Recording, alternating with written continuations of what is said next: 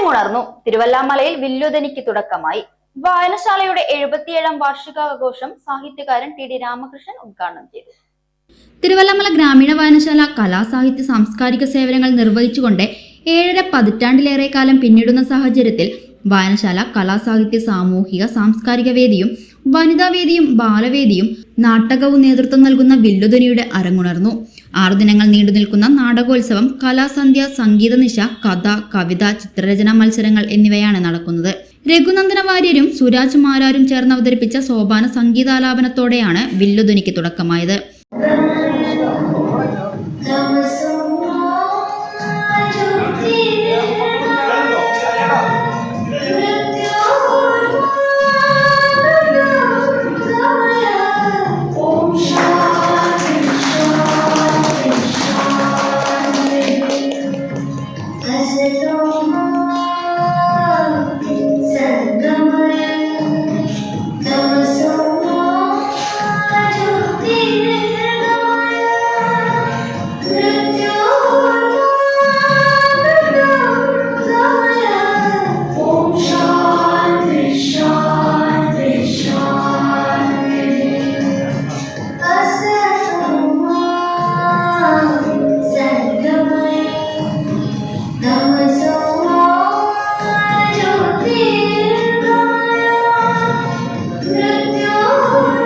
വായനശാല president K P. ഉമാശങ്കറിന്റെ അധ്യക്ഷതയിൽ നടന്ന ഉദ്ഘാടന സദസ്സിൽ ജില്ലാ library council secretary M. Rajesh മുഖ്യപ്രഭാഷണം നടത്തി.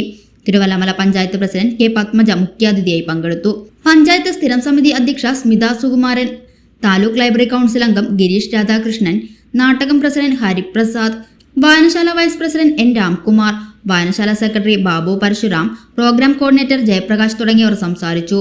തുടർന്ന് ടീം നമ്മളിടത്തിനു വേണ്ടി ജ്യോതി കൃഷ്ണകുമാർ രചനയും സംവിധാനവും നിർവഹിച്ച ജീവിതം ഒരു വരദാനം എന്ന നാടകം അരങ്ങിലെത്തി.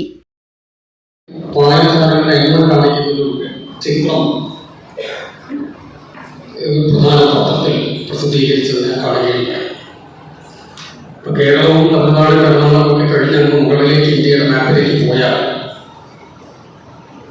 ഈ എണ്ണം വളരെ കുറഞ്ഞു വരും. അത് 100കളിലേക്കും ചിലപ്പോൾ 100 താഴെ 2 അക്കത്തിലേക്കുള്ള സംസ്ഥാനങ്ങൾ. ചേട്ടാ ഒരു ചായ. സൂപ്പർ ഫാസ്റ്റ് ആണല്ലോ. ഇതിന്റെ കേരള വിഷൻ വൈഫൈയാ? ഫാസ്റ്റ് ഒക്കെ തന്നെ, പക്ഷെ Kerala Vision wifi connection free ആണ്. ചായ ഫ്രീ അല്ല, കാശട് Kerala Vision free wifi connection. Free ആയി കണക്ട് ആവൂ.